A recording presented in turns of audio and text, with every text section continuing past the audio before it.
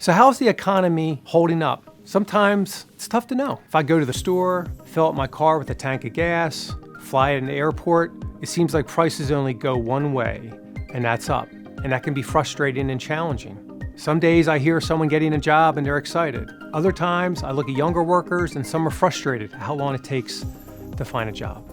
And then, most importantly, AI. Everywhere I go, I hear excitement for the future. I also hear anxiety. So in this video, I want to break down how the economies are doing in the here and now, in plain talk. And if I've done my job well, I won't sound like an economist.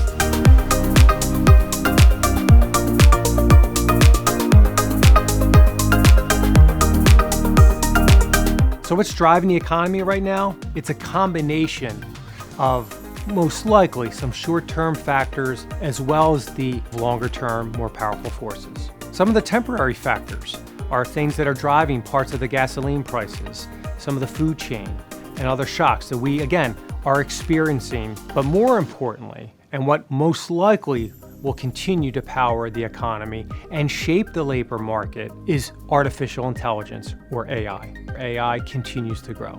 With that will come disruption and some anxiety. Our conviction, our research team's conviction, and the potential transformative ability to transform how we do our jobs and new growth opportunities continues to grow. The fundamentals of corporate earnings has been strong, and that explains much of the rise in U.S. stock prices.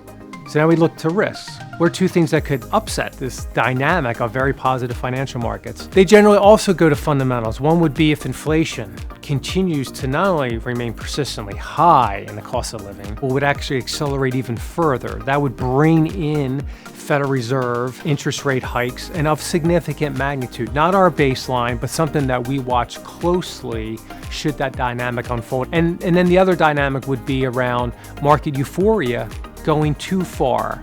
And much like a piece of candy or sugar, it would feel good in the short term, but longer term, we may regret that sugar high. And so that's just a dynamic that, in our assessment, will be with us for the rest of 2026 and 2027. They almost always come with periods of technological change, euphoria and excitement of the future, and also the potential for markets overshooting their fundamentals as they get ahead of themselves. We're not there yet by any stretch, but that's something that risk that we will continue to monitor in the months ahead.